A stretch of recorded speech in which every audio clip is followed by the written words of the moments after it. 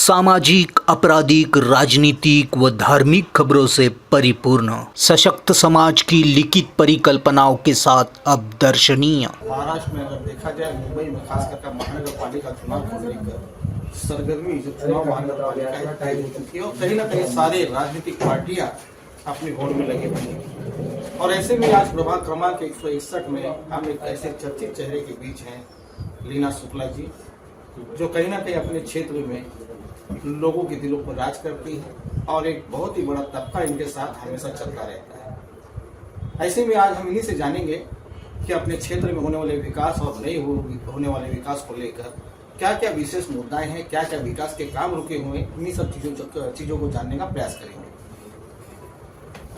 Ma'am, क्या कहना चाहेंगे? आज देखा जा रहा है आपके क्षेत्र में, जहाँ एक तरफ सारी पार्टियां सफेद हो चुकी हैं और कहीं ना कहीं इस क्षेत्र से एक चर्चित चेहरा और चर्चित नाम है हरीश शुक्ला जी का, उसके बाद आपका भी। तो कहीं ना कहीं क्या लगता है, ये चुनाव को लेकर क्या चीजें चल रही हैं, चुनाव में क्या क्या चीजें होने वाली हैं? देखिए, सबसे पहली बात तो मैं ये कहना चाह रही हूँ, जो पहले आपने उठाया क्या होना चाहिए वार्ड में या किस तरह, तो आप सबसे बड़ा प्रॉब्लम जो 161 वार्ड में चल रहा है वो पानी का है। पानी की इतनी समस्या है इस वार्ड में, क्या कई जगह पर तो 1 घंटा ही पानी आ रहा है, तो लोग बहुत परेशान हैं। दूसरा, आप सब जगह रास्ते पे देखेंगे तो कचरा फैला हुआ है, गटर भरे हुए हैं, तो साफ सफाई ये सबसे बड़ा मुद्दा है यहाँ पे। तो 2 मुद्दे तो सबसे इम्पोर्टेंट चल रहे हैं, ये साफ सफाई और पानी। और तीसरा जो है, यहाँ पे बहुत सालों से आपने देखा होगा क्या रास्ते का काम रुका हुआ है। मुझे अभी भी याद है कि मेरे हस्बैंड और मैंने कल हम अन्ना सागर में गए थे, वहाँ भी 2012 में जो रास्ता हमने बनाया था वही है। तो कहीं भी काम दिखा है, आप तिलक नगर में जाओ, आप वाल्मीकि नगर जाओ, आप विलीन नगर जाओ, कहीं पर भी हमारे जो स्लम एरिया है वहाँ पे कोई भी तरह का काम किया गया नहीं है। तो हमें इस पर ध्यान देना है ज़्यादा। तो विशेषता पहले तो अगर मैं नगर सेवक हो गई तो सबसे पहला ध्यान हमारा पानी पर रहेगा, क्योंकि मूलभूत सुविधा है और कचरा। तो ये दोनों चीज़ ज़रूर हम लोग जितना जल्दी हो सके उतना कवर करने की कोशिश करें। मैम, आज आप निर्दलीय लड़ रही हैं, इसके पहले आपने जो भी काम किया है, किस पार्टी के साथ में रहकर काम करना पसंद किया है, और उसके बाद पार्टी से टिकट ना मिलने के पीछे का जो कारण आज आपको निर्दलीय उम्मीदवार खड़ा होना पड़ रहा है, इसके पीछे का क्या कारण है? 2012 में भी मैं अपक्ष में खड़ी थी, कारण वही था।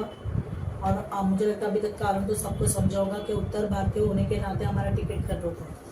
अभी आपने देखा होगा जब शिवसेना, तो जूनी पार्टी, लेकिन जब शिंदे साहब को शिवसेना बनी तब से हमने उसे ज्वाइन किया हुआ था। 2.5 साल हो गए, हमने यहाँ के आमदार को चुन के लाया, हमने बहुत मेहनत की पार्टी को बड़ा करने के लिए, लेकिन फिर जो सामने पूर्व नगर से होते उसका प्रवेश हो गया 4 महीने पहले। अभी उसने कुछ किया ही नहीं था। पार्टी का रोल क्या था, उसने पार्टी के लिए कुछ भी नहीं किया। जब शिंदे साहब उप मुख्यमंत्री बनने के बाद 3 महीने के बाद उसने 3 महीने मतलब 1 जून में उन्होंने ज्वाइन किया। तो मैं यही कहना चाह रही हूँ कि फिर आप आए थे, वो आप खुद को टिकट मिलने के कारण ही आप उधर उड़ी मारे थे, क्योंकि उनको पता था कि उभाटा का रोड इतना नहीं दिखाई दे रहा, उनको लगा कि उभाटा इतना नहीं चल रहा। उसके बाद ये चीज़ें हुई और हम इतने मेहनत करने के बावजूद कोई कारण नहीं था। सर्वे में भी हम नंबर 1 पे चल रहे थे, लेकिन सिर्फ हम उत्तर भारतीय हैं तो इस नाते हमारा टिकट काटा गया। चांदीवाली वार्ड क्रमांक में कहीं पे भी लगता है कि एक भी उत्तर भारतीय को टिकट मिला है, जिसको लेकर, जबकि देखा जाए कि चांदीवाली एक बड़ा तबका है उत्तर भारतीय को लेकर। हर बार उत्तर भारतीय को जो है मतलब बड़ी बड़ी सभाएं दी जाती हैं, और जब भी चुनाव का जब माहौल होता है तो इस तरीके की वाक़याएं क्यों घटती हैं, खास करके जबकि बीजेपी और शिंदे एक ऐसी पार्टी है जिसका उत्तर भारतीय बहुत चाहते हैं।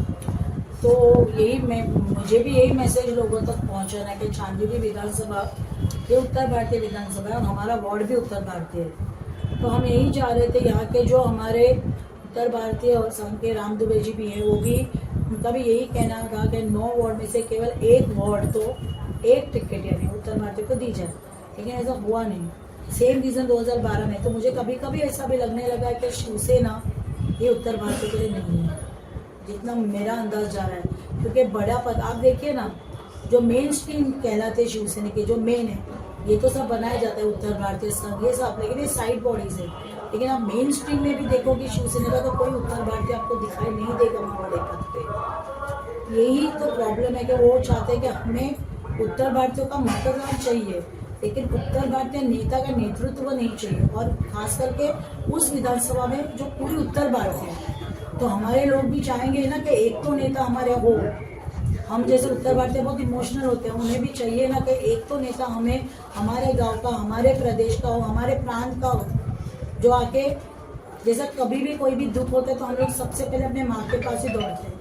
तो वैसा ही है ना, अगर उत्तर भारतीय जो है हमारा समाज चांदीनी विधानसभा में अगर एक उत्तर भारतीय नेता बैठे तो जरूर, भले मैं 161 वार्ड का नेतृत्व कर रही है, लेकिन मैं पूरे 9 वार्ड की जिम्मेदारी ले सकती हूँ ना। पानी है, कचरे, वो फंड के हिसाब से नहीं होगा, लेकिन बाकी की बहुत सारी बीएमसी की समस्या होती है। तो जब एक उत्तर भारतीय नेता बैठते हैं तो मुझे पूरा यकीन है कि वह व्यक्ति पहला उस नेता के पास जाएगा जो मेरे गाँव का। एक आखिरी सवाल मैम, जाते जाते, अक्सर जब भी नगर सेवी का चुनाव आता है, नाला, गटर, पानी, ये 3 समस्याएं हर जगह जूझती रहती हैं, और हर बार जो चुनाव के मुद्दे इसी पर चलते हैं। क्या इसके ऊपर कुछ ऊपर की सोच नहीं है, सुविधाएं नहीं है वो लोगों के लिए जो उन तक लेके जाना चाहिए?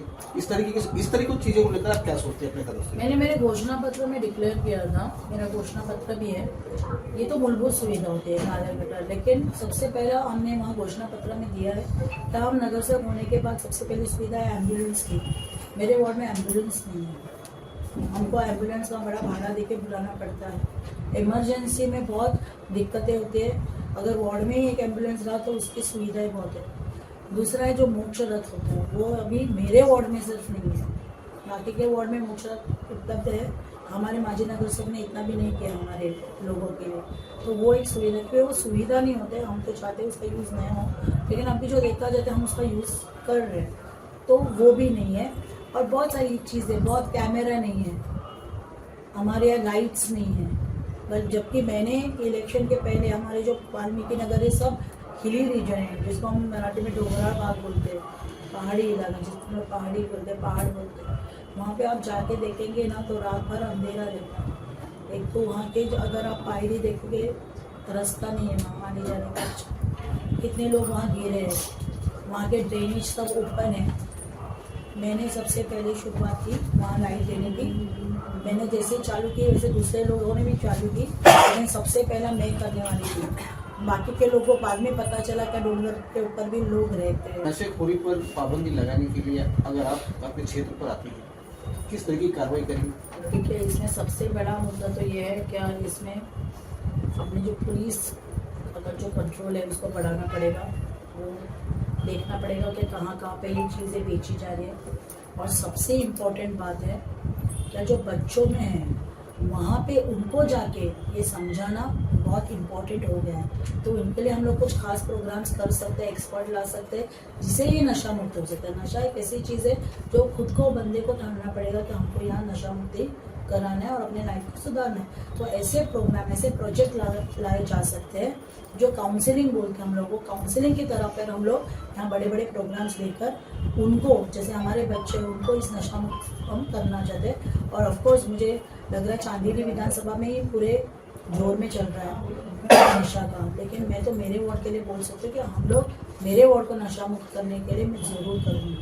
161 प्रभाग से आप चुनाव लड़ रहे हैं, जो लोग संदेश अपनी तरफ से क्या संदेश देना चाहेंगे यहाँ की जनता? मैं तो यही कहना चाहूँगी, क्या जैसे हमारे पति ने इतने साल काम किया था, कभी भी उन्होंने 1 रुपया किसी से लिया नहीं, उनका यही था। और इसके लिए आज वो इतने मशहूर है क्योंकि उन्होंने हमेशा लोगों की मदद की है।